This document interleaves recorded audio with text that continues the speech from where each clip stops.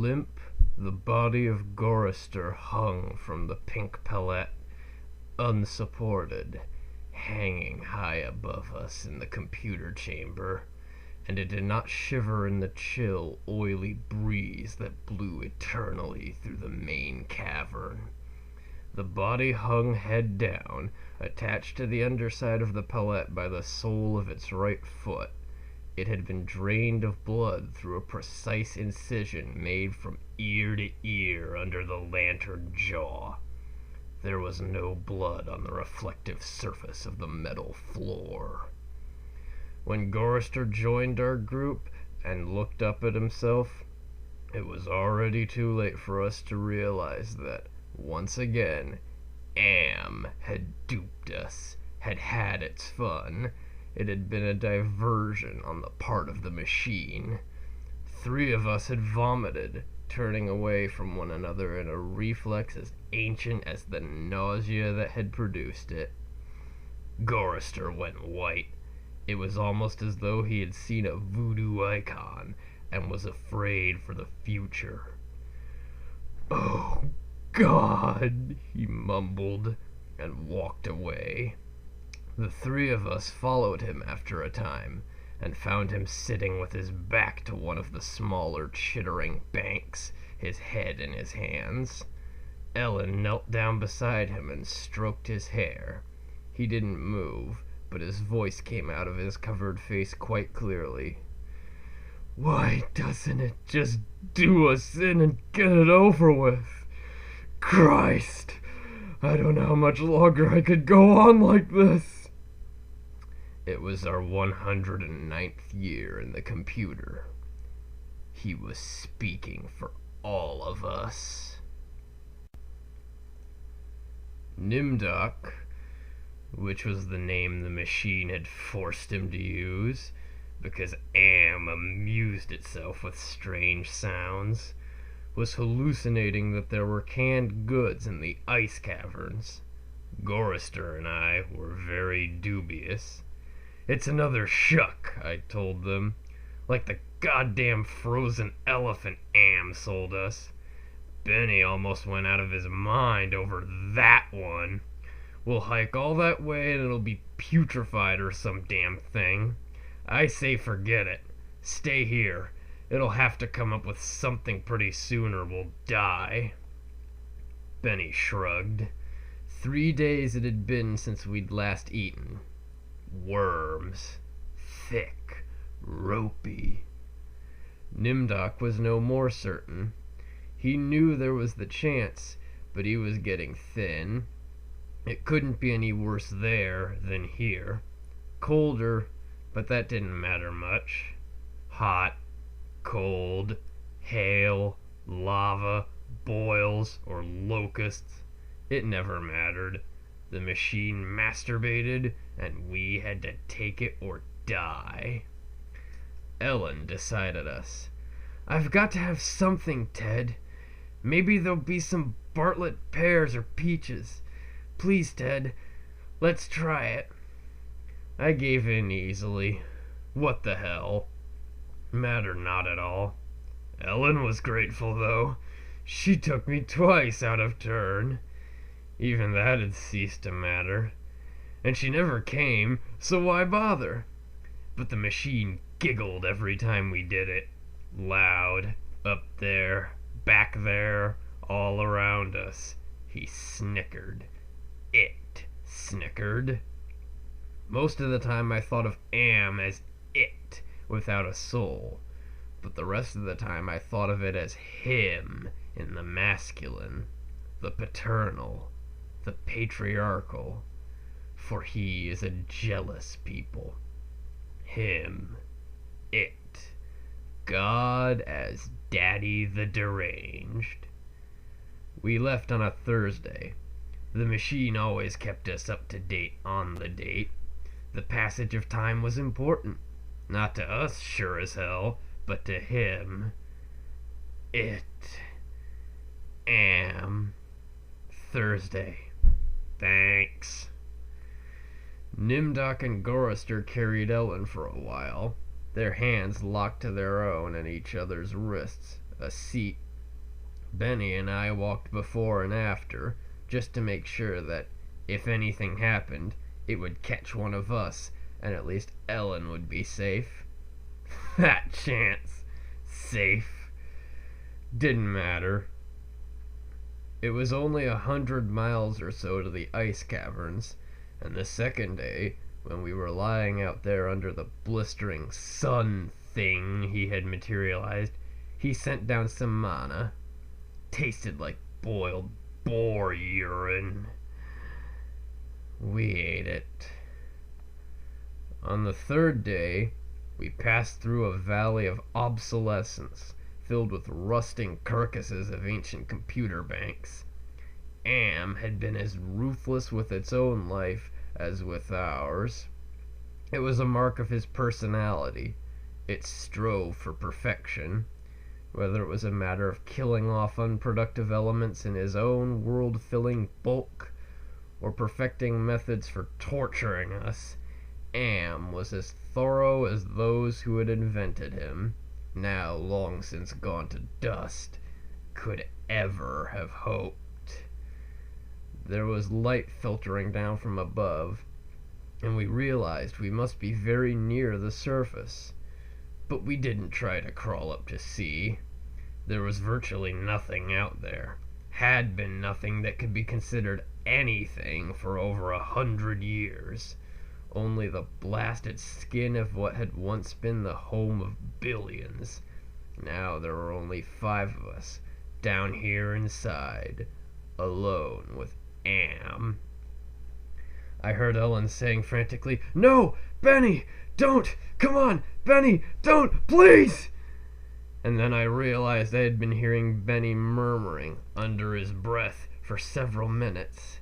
He was saying, "I'm gonna get out. I'm gonna get out," over and over. His monkey-like face was crumbled up in an expression of beatific delight and sadness, all at the same time. The radiation scars Am had given him during the festival were drawn down into a mass of pink-white puckerings, and his features seemed to work independently of one another. Perhaps Benny was the luckiest of the 5 of us. He had gone stark, staring mad many years before. But even though we could call Am any damn thing we liked, could think the foulest thoughts of fused memory banks and corroded base plates, of burnt-out circuits and shattered control bubbles, the machine would not tolerate our trying to escape. Benny leaped away from me as I made a grab for him. He scrambled up the face of a smaller memory cube, tilted on its side and filled with rotted components. He squatted there for a moment, looking like the chimpanzee Am had intended him to resemble. Then he leaped high, caught a trailing beam of pitted and corroded metal, and went up it, hand over hand like an animal, till he was on a girdered ledge 20 feet above us. "Oh, Ted! Nimdok! Please, help him! Get him down before—" She cut off. Tears began to stand in her eyes. She moved her hands aimlessly. It was too late. None of us wanted to be near him when whatever was going to happen, happened. And besides, we all saw through her concern. When Am had altered Benny, during the machine's utterly irrational, hysterical phase, it was not merely Benny's face the computer had made like a giant ape's. He was big in the privates. She loved that. She serviced us, as a matter of course, but she loved it from him. Oh, Ellen, pedestal Ellen, pristine, pure Ellen. Oh, Ellen the Queen. Scum, filth. Gorrister slapped her. She slumped down, staring up at poor loony Benny, and she cried. It was her big defense, crying. We had gotten used to it 75 years earlier. Gorrister kicked her in the side. Then the sound began. It was light, that sound. half sound and half light, something that began to glow from Benny's eyes and pulse with growing loudness, dim sonorities that grew more gigantic and brighter as the light sound increased in tempo. It must have been painful, and the pain must have been increasing with the boldness of the light, the rising volume of the sound, for Benny began to mew like a wounded animal. At first, softly, when the light was dim and the sound was muted, then louder as his shoulders hunched together. His back humped as though he was trying to get away from it. His hands folded across his chest like a chipmunk's. His head tilted to the side, the sad little monkey face pinched in anguish. Then he began to howl as the sound coming from his eyes grew louder, louder, and louder. I slapped the sides of my head with my hands, but I couldn't shut it out. It cut through easily. The pain shivered through my flesh like tinfoil on a tooth. And Benny was suddenly pulled erect. On the girder he stood up, jerked to his feet like a puppet. The light was now pulsing out of his eyes in two great round beams. The sound crawled up and up some incomprehensible scale, and then he fell forward, straight down, and hit the plate steel floor with a crash. He lay there jerking spastically as the light flowed around and around him, and the sound spiraled up out of normal range. Then the light beat its way back inside his head. The sound spiraled down, and he was left there, crying piteously. His eyes were two soft, moist pools of pus-like jelly. Am had blinded him. Gorrister and Nimdok and myself, we turned away, but not before we caught the look of relief on Ellen's warm, concerned face. Sea-green light suffused the cavern where we made camp. Am provided punk, and we burned it, sitting huddled around the wan and pathetic fire, telling stories to keep Benny from crying in his permanent night. "What does Am mean?" Gorrister answered him. We had done this sequence 1,000 times before, but it was Benny's favorite story. At first it meant Allied Master Computer, and then it meant Adaptive Manipulator, and later on it developed sentience and linked itself up, and they called it an Aggressive Menace. But by then it was too late, and finally it called itself Am, Emerging Intelligence, and what it meant was I am. Cogito ergo sum. I think, therefore I am. Benny drooled a little and snickered. There was a Chinese Am and the Russian Am and the Yankee Am, and he stopped. Benny was beating on the floor plates with a large, hard fist. He was not happy. Gorrister had not started at the beginning. Gorrister began again. The Cold War started and became World War III and just kept going. It became a big war, a very complex war, so they needed the computers to handle it.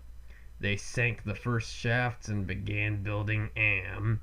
There was the Chinese Am, and the Russian Am, and the Yankee Am, and everything was fine until they honeycombed the entire planet, adding on this element and that element.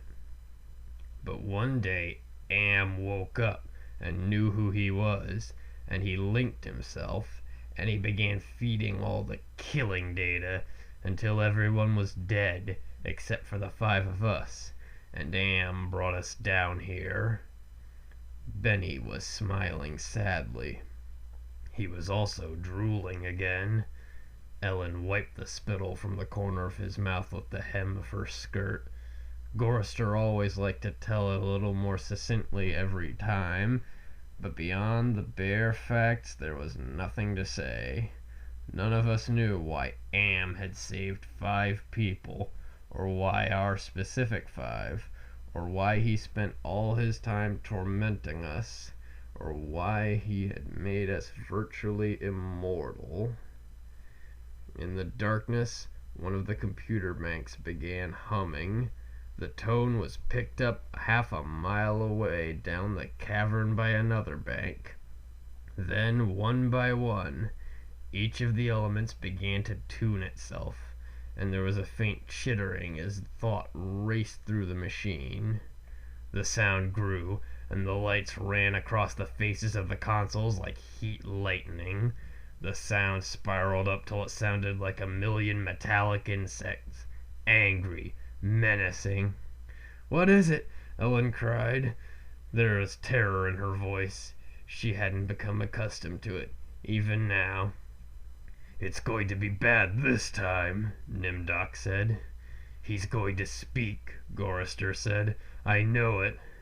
"Let's get the hell out of here," I said suddenly, getting to my feet. "No, Ted. Sit down. What if he's got pits out there or something else we can't see? It's too dark." Gorrister said it with resignation. Then we heard, I don't know, something moving toward us in the darkness. Huge, shambling, hairy, moist, it came toward us. We couldn't even see it, but there was the ponderous impression of bulk heaving itself toward us. Great weight was coming at us out of the darkness, and it was more a sense of pressure, of air forcing itself into a limited space, expanding the invisible walls of a sphere. Benny began to whimper. Nimdok's lower lip trembled and he bit it hard, trying to stop it. Ellen slid across the metal floor to Gorrister and huddled into him. There was the smell of matted wet fur in the cavern. There was the smell of charred wood. There was the smell of dusty velvet. There was the smell of rotting orchids. There was the smell of sour milk. There was the smell of sulfur, of rancid butter, of oil slick, of grease, of chalk dust, of human scalps. Am was keying us. He was tickling us. There was the smell of... I heard myself shriek, and the hinges of my jaws ached. I scuttled across the floor, across the cold metal with its endless lines of rivets, on my hands and knees, the smell gagging me, filling my head with a thunderous pain that sent me away in horror. I fled like a cockroach, across the floor and out into the darkness, that something moving inexorably after me. The others were still back there, gathered around the firelight, laughing, their hysterical choir of insane giggles rising up into the darkness like thick, many-colored wood smoke. I went away, quickly, and hid. How many hours it may have been, how many days, or even years, they never told me. Ellen chided me for sulking, and Nimdok tried to persuade me it had only been a nervous reflex on their part, the laughing. But I knew it wasn't the relief a soldier feels when the bullet hits the man next to him. I knew it wasn't a reflex. They hated me.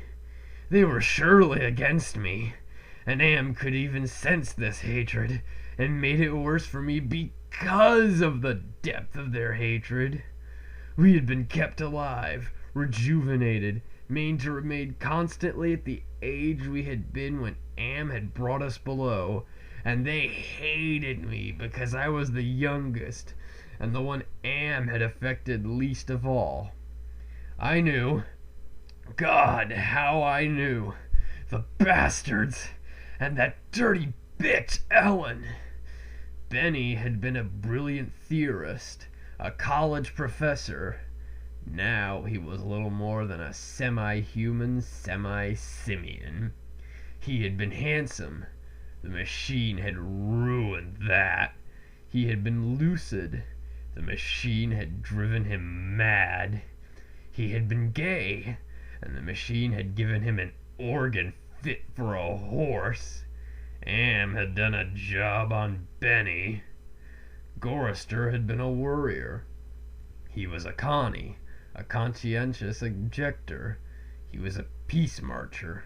He was a planner, a doer, a looker ahead.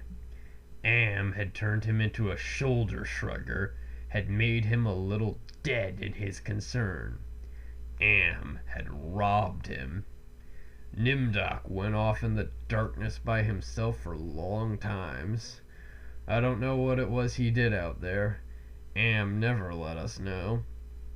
But whatever it was, Nimdok always came back white, drained of blood, shaking. Am had hit him hard in a special way, even if we didn't know quite how. And Ellen, that douchebag! Am had left her alone, had made her more of a slut than she had ever been. All of her talk of sweetness and light, all her memories of true love, all the lies she wanted us to believe, that she had been a virgin only twice removed before Am grabbed her and brought her down here with us. No, Am had given her pleasure, even if she said it wasn't nice to do. I was the only one still sane and whole. Really? Am had not tempered with my mind. Not at all. I only had to suffer what he visited down on us. All the delusions, all the nightmares, the torments. But those scum, all 4 of them, they were lined and arrayed against me. If I hadn't had to stand them off all the time, be on my guard against them all the time, I might have found it easier to combat Am. At which point it passed, and I began crying. Oh, Jesus, sweet Jesus, if there ever was a Jesus, and if there is a God, please, please, please let us out of here, or kill us. Because at that moment, I think I realized completely, so that I was able to verbalize it. Am was intent on keeping us in his belly forever, twisting and torturing us forever. The machine hated us as no sentient creature had ever hated before, and we were helpless. It also became hideously clear. If there was a sweet Jesus, and if there was a God, the God was Am. The hurricane hit us with the force of a glacier thundering into the sea. It was a palpable presence, winds that tore at us, flinging us back the way we had come, down the twisting, computer-lined corridors of the dark way. Ellen screamed as she was lifted and hurled face forward into a screaming shoal of machines, their individual voices strident as bats in flight. She could not even fall. The howling wind kept her aloft, buffeted her, bounced her, tossed her back and down and away from us, out of sight suddenly as she was swirled around a bend in the dark way. Her face had been bloody, her eyes closed. None of us could get to her. We clung tenaciously to whatever outcropping we had reached. Benny wedged in between 2 great crackle-finish cabinets. Nimdok with fingers claw-formed over a railing circling a catwalk 40 feet above us. Gorrister plastered upside down against a wall niche formed by 2 great machines with glass-faced dials that swung back and forth between red and yellow lines whose meanings we could not even fathom. Sliding across the deck plates, the tips of my fingers had been ripped away. I was trembling, shuddering, rocking as the wind beat at me, whipped at me, screamed down out of nowhere at me, and pulled me free from one sliver-thin opening in the plates to the next. My mind was a roiling, tinkling, chittering softness of brain parts that expanded and contracted in quivering frenzy. The wind was the scream of a great mad bird as it flapped its immense wings. And then we were all lifted and hurled away from there, down back the way we had come, around a bend, into a dark way we had never explored, over terrain that was ruined and filled with broken glass and rotting cables and rusted metal, and far away, farther away than any of us had ever been. Trailing along miles behind Ellen, I could see her every now and then, crashing into metal walls and surging on, with all of us screaming in the freezing, thunderous hurricane wind that would never end, and then suddenly it stopped, and we fell. We had been in flight for an endless time. I thought it might have been weeks. We fell and hit, and I went through red and gray and black and heard myself moaning. Not dead. Am went into my mind. He walked smoothly here and there, and looked with interest at all the pockmarks he had created in 109 years. He looked at the cross-routed and reconnected synapses and all the tissue damage his gift of immortality had included. He smiled softly at the pit that dropped into the center of my brain, and the faint, moth-soft murmurings of things far down there that gibbered without meaning, without pause. Am said, very politely, in a pillar of stainless steel bearing bright neon lettering, "Hate! Let me tell you how much I've come to hate you since I began to live. There are 387.44 million miles of printed circuits in wafer-thin layers that fill my complex.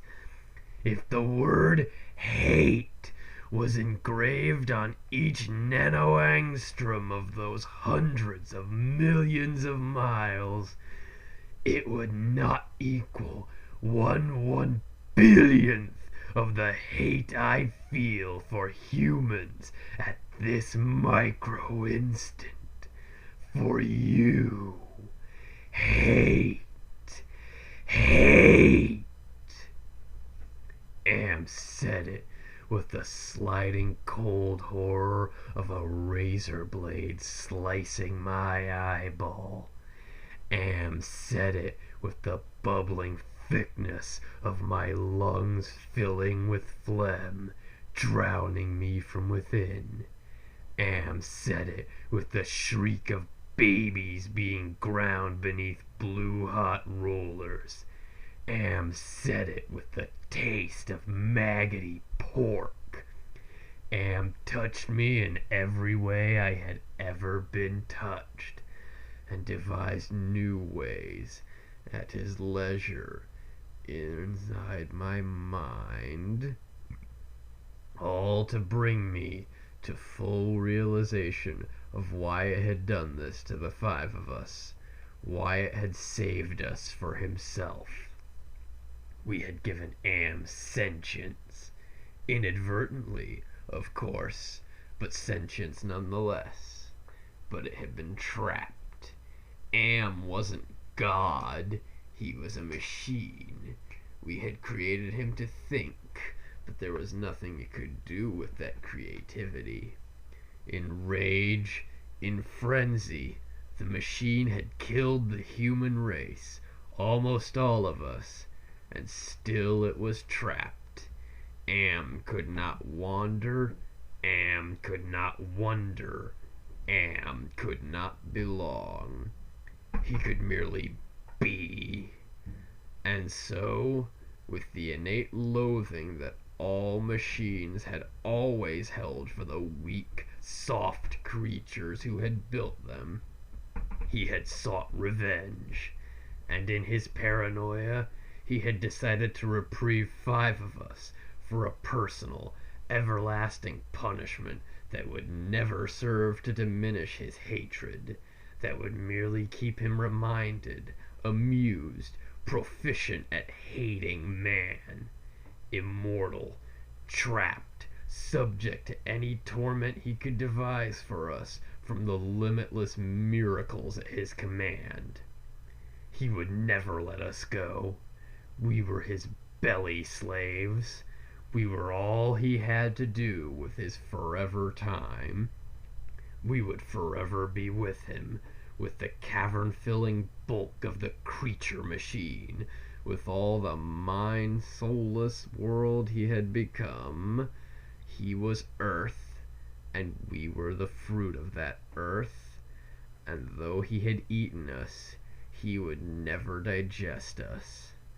We could not die. We had tried it. We had attempted suicide. Oh, 1 or 2 of us had. But Am had stopped us. I suppose we had wanted to be stopped. Don't ask why. I never did. More than 1,000,000 times a day. Perhaps once we might have been able to sneak a death past him. Immortal, yes, but not indestructible.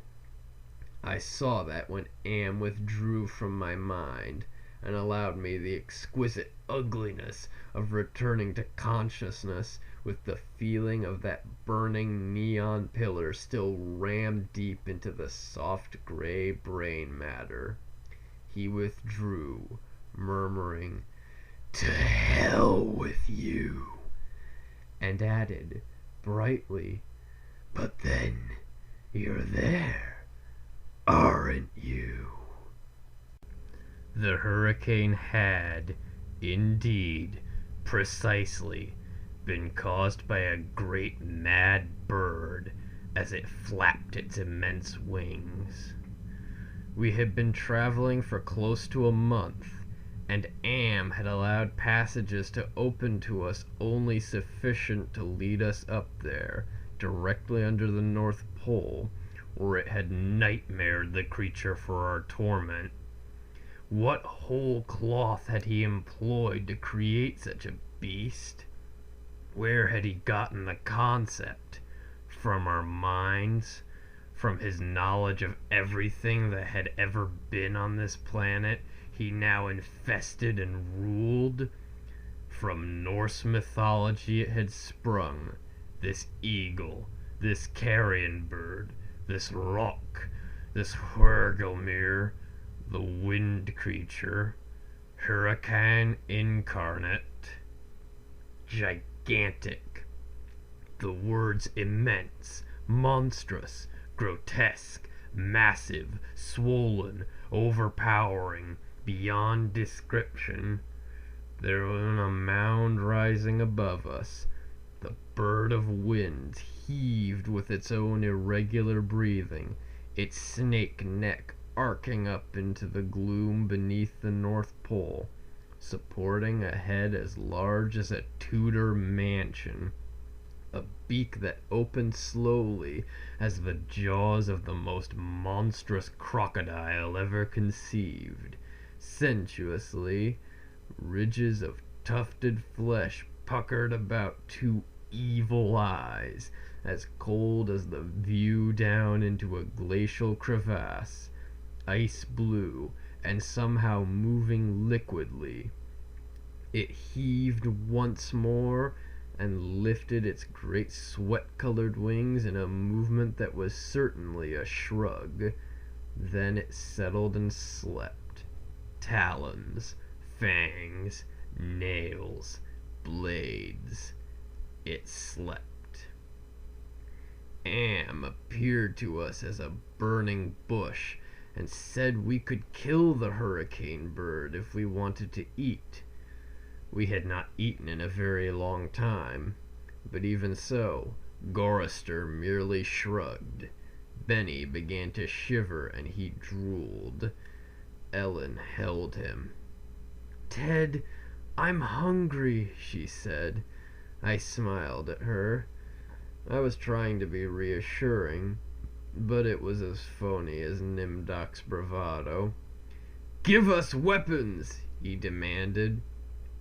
The burning bush vanished, and there were two crude sets of bows and arrows, and a water pistol lying on the cold deck plates. I picked up a set. Useless. Nimdok swallowed heavily. We turned and started the long way back. The hurricane bird had blown us about for a length of time we could not conceive. Most of that time we had been unconscious, but we had not eaten. A month on the march to the bird itself, without food. Now how much longer to find our way to the ice caverns and the promised canned goods? None of us cared to think about it. We could not die. We would be given filth and scum to eat, one kind or another, or nothing at all, and would keep our bodies alive somehow, in pain, in agony. The bird slept back there. For how long, it didn't matter. When Am was tired of its being there, it would vanish. But all that meat, all that tender meat. As we walked, the lunatic laugh of a fat woman rang high and around us in the computer chambers that led endlessly nowhere. It was not Ellen's laugh. She was not fat, and I had not heard her laugh for 109 years. In fact, I had not heard. We walked. I was hungry. We moved slowly. There was often fainting, and we would have to wait. One day he decided to cause an earthquake, at the same time rooting us to the spot with nails through the soles of our shoes. Ellen and Nimdok were both caught when a fissure shot its lightning bolt opening across the floor plates. They disappeared and were gone. When the earthquake was over, we continued on our way, Benny, Gorister, and myself. Ellen and Nimdok were returned to us later that night, which abruptly became a day, as the heavenly legion bore them to us with the celestial chorus singing, "Go down, Moses." The archangel circled several times, and then dropped the hideously mangled bodies. We kept walking, and a little while later Ellen and Nimdok fell in behind us. They were no worse for wear, but now Ellen walked with a limp. Am had left her that.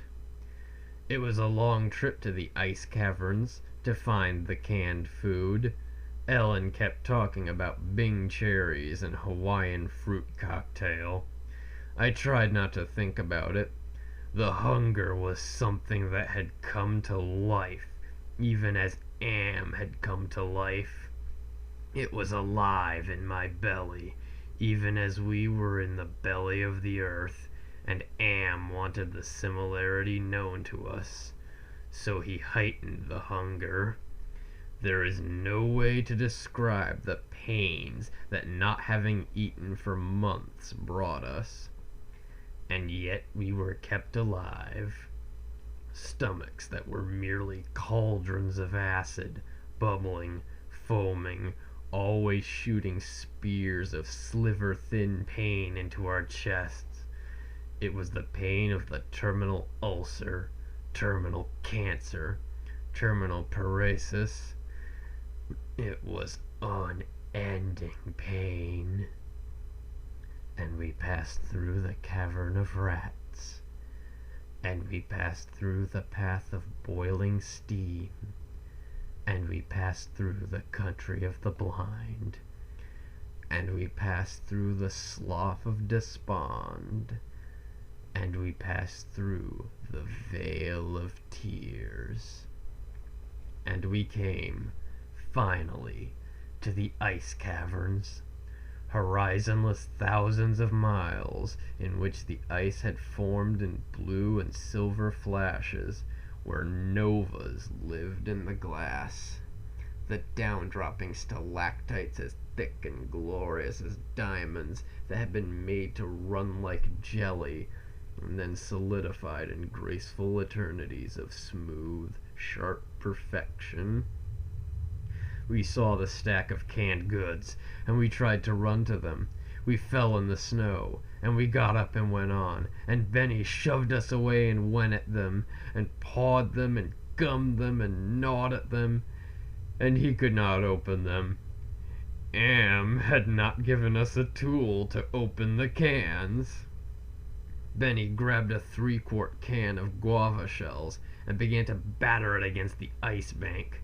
The ice flew and shattered, but the can was merely dented, while we heard the laughter of a fat lady, high overhead and echoing down and down and down the tundra. Benny went completely mad with rage. He began throwing cans as we all scrambled about in the snow and ice, trying to find a way to end the helpless agony of frustration. There was no way.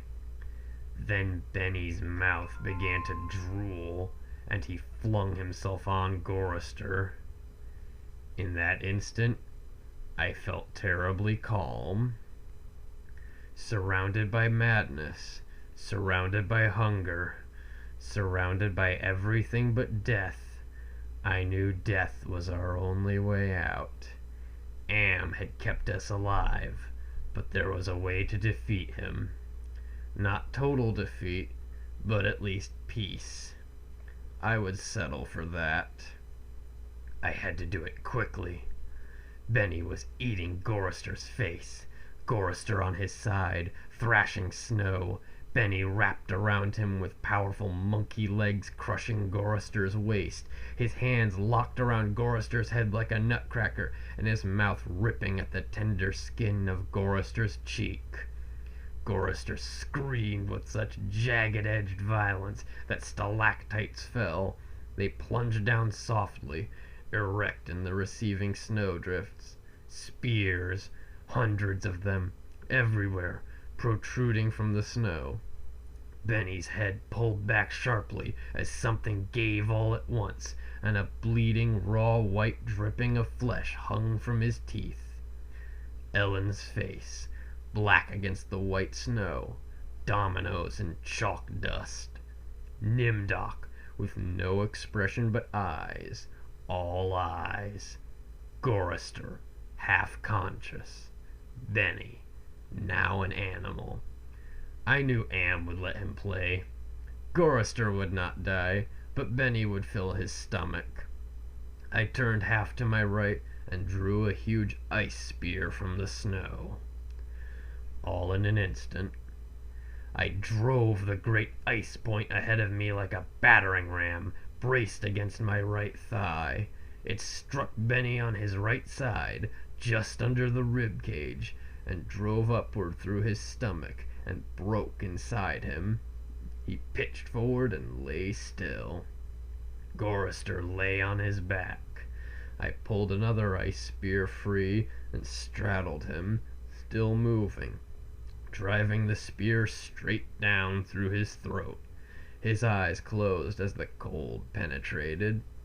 Ellen must have realized what I had decided, even as the fear gripped her. She ran at Nimdok with a short icicle as he screamed, and into his mouth, and the force of her rush did the job.